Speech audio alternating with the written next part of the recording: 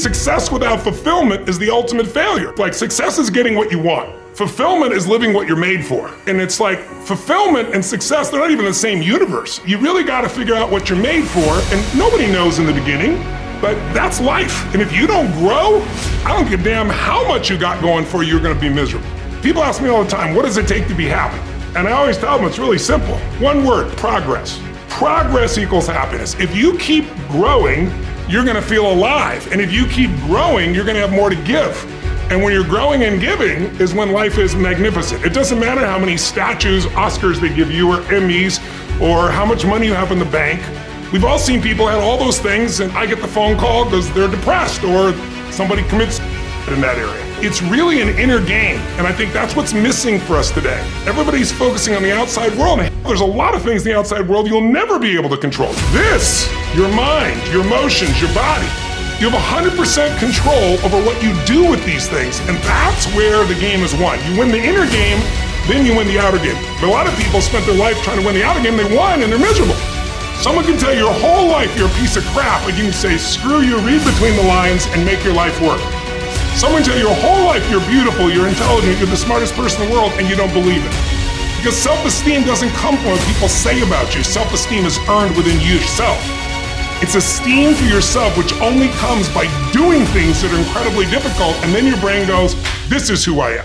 So identity is the number one thing I work to change with people, to expand it. Expand your own sense of who you really are and what you're capable of. And the mindset has to be destroy any limitation and move forward, move forward, move forward. There is a way, move forward. What I see as the one common denominator of people that are successful over a lifetime is the sustained hunger. Hunger is the number one factor. And so the bottom line is you need to be good at pattern recognition, and that's what gets somebody strong at anything. I mean, you look at, why is Amazon doing so well? He realized one pattern was valued over anything else, convenience. Right? If you look at Tom Brady, a friend of mine, he's got pattern recognition like nobody else at 43 years old. He's able to do things no one dreamed could be done. He's got more Super Bowl rings than any team. What do they see that none of us see? What's the pattern? Then you gotta learn pattern utilization. It's one thing to see it, it's another thing to use it. And then if you're good after a while, you get to pattern creation. It's like if you learn to play the piano, most people play other people's music, and then there's a point you've learned so much that you're able to create. So it's like my drive is not just for me. That wouldn't be enough because it's easy to meet your own needs. It's not that difficult.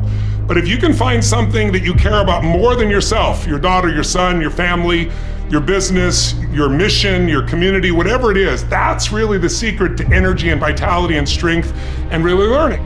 One of the things I want to do with people during this challenge is take things that seem so complex and make them so simple so you do it. Get it really simple, things you can do right now to change your life. You can go to experience it that day, and then you get momentum.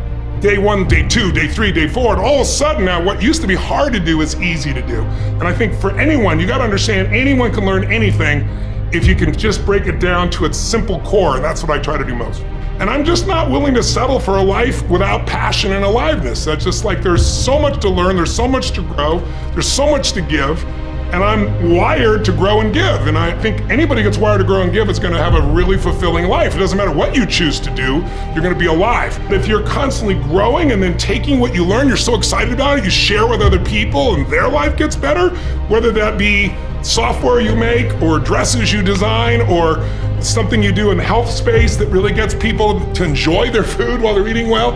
If you have those passions and you keep growing, there's no limit. It doesn't matter what happens in the short term with a pandemic or with a drop in the economy or whatever the case may be. These are all temporary when you realize life is lived in decades, not in days.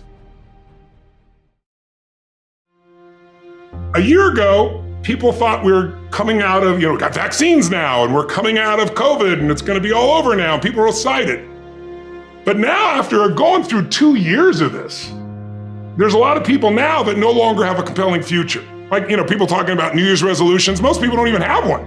Because it's like, they never followed through anyway, right? But at least they had something to look forward to.